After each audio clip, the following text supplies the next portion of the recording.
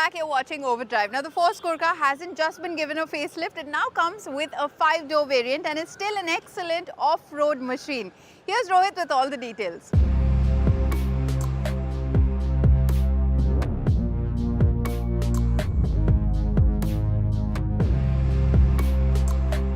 Retaining its unmistakably G-Wagon-esque silhouette, complete with those sunken headlights that look like they're frowning against a dust storm, the Gurkha now has an even more imposing stance.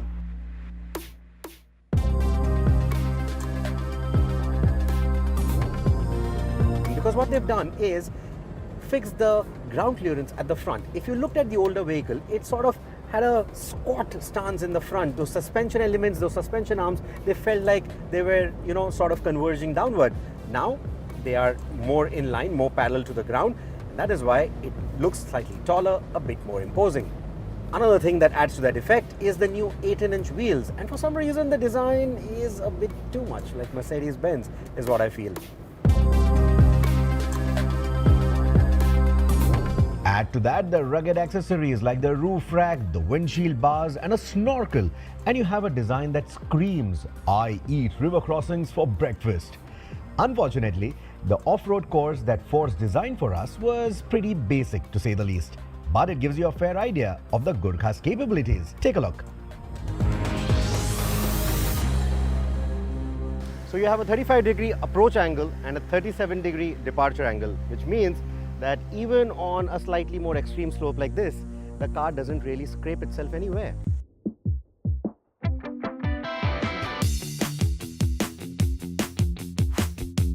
Next up, we have the side slope. And this is where the big ground clearance of this vehicle is again put to the test. 233 millimeters. Especially at the front, they've improved the ground clearance so that you can see now it doesn't really scrape anywhere, even on this kind of terrain. The breakover angle is very nicely visible. The vehicle did not scrape itself anywhere. Next up, we have the articulation course. Of course, monsoons are coming. This is what the potholes are going to look like. And again, that is not going to worry the Gurkha at all. It just gracefully goes through all of that without breaking a sweat. And finally, you have a drop again, which is where the approach angle, the departure angle is again going to come into play. Now, even if this was filled with water, the Gurkha has 700 millimeters of water wading capability. And with that big snorkel, again, walk in the park. Astonishingly, even the 5-door variant feels at home doing all of this stuff despite the longer wheelbase that it rolls on. So what is the difference between the 5-door and the 3-door, you may ask? Well, the obvious differences are going to be in the length, in the wheelbase, a little bit on the height. This is 15 millimeters taller, 26 millimeters if you also take the roof rack into consideration. But apart from that, what really changes is the amount of space that this car is going to give you inside the cabin. So let's get in there and check what it's all about. Inside this burly beast, it's a tale of two variants. A cozy 3-door seating for 4 adults comfortably, and a new, family-friendly 5-door stretching its legs to accommodate 6 adults and a small tot. At least at the moment, Force is not offering different variants for the seating for the 3-row variant. So what you get is a bench seat in the middle. You don't get captain seats here. The captain seats are going to be at the back. You're going to get ISOFIX child seat mounts on either ends, and the headrests are also going to be on either ends only.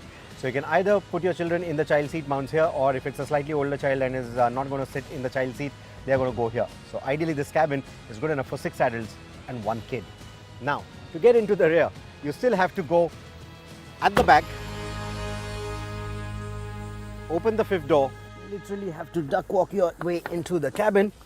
And one good thing is the door is within easy reach. You don't really need anyone to close it for you. And they've also done this rubber hinge on it, so there's a bit of tension on it, so it easily closes. So that's a very thoughtful addition. Another thoughtful addition is that you get 3-point seat belts for all the occupants. Now, in terms of the space, the knee room is actually quite good. Headroom is pretty decent too, but as we've seen with the previous Gurkha, the 3-door version as well, the window line is slightly lower. So getting your view outside of the car for taller passengers might be a bit of an issue, but honestly, I don't think it's too much of a problem. It gives you a nice and airy feel. And unlike the 3-door variant, you do get roof-mounted AC vents, which means that the circulation for the air is actually quite good too. Now, foot space is a bit of a problem with this wheel arch right here. So for long distance journeys, it can get a bit cumbersome. What I also like is that these headrests are adjustable, which means they will offer better whiplash protection in case of an accident. These are proper captain seats, so even the comfort is quite good. But these seats are also what you're going to use for your bag, or bagworthy if you might want to crack that joke, because you see the seats are not collapsible, so you don't really get any boot space. You will have to put all your stuff right in here, manage it somehow over the seats, under the seats, etc. So the cabin continues to feel a bit low rent with the shiny plastics, the inconsistent panel gaps, the sharp edges here and there, especially on the doorknobs, etc. So it still gives you that feeling that it is a few steps back compared to today's times in terms of absolute quality and fit and finish. Now, in terms of the infotainment, they've given you a new 9-inch unit, which is standard for the 3-door as well as the 5-door variant. But they have not really created a bespoke infotainment system. They've simply taken a big display, a big head unit from Nippon, and plonked it into this vehicle. Even to get your Apple CarPlay, Android Auto, all of that working, I've still not been able to get it working. You need a different app. You need to use that app to pair your phone to this particular device. You can't just directly do it like you would with any other infotainment system. And only then it starts activating these different functionalities, and it sometimes works, it sometimes doesn't. So I'm not too happy with that. It should have been more straightforward. Powering the car is the same 2.6-litre diesel engine, but the power and torque outputs have been improved. It's in fact exactly similar to the 2.2 BS4 engine that we had back in the day. So you get 140 PS, 320 Newton meters of torque. Gone is that 90 PS engine. Both the 3-door and the 5-door variant get the same engine with the same output. In the 1000 to 1700 RPM zone, there is sort of a flat spot, and you have to be in lower gears to be able to pull cleanly. If you are in 3rd gear and doing maybe 40 kilometers an hour, trying to pull from there on emits a lot of engine noise, a lot of vibrations fill into the cabin. So that's not a very nice feeling. On that note, the engine, not the most refined, especially in slow moving traffic where you have to slow down and then again try and build speed. There is a lot of that diesel clatter, a lot of vibrations creeping into the cabin. So yes, despite the power output, it doesn't really feel very punchy, but it doesn't feel sluggish the way the 90 PS engine did. It still feels very utilitarian.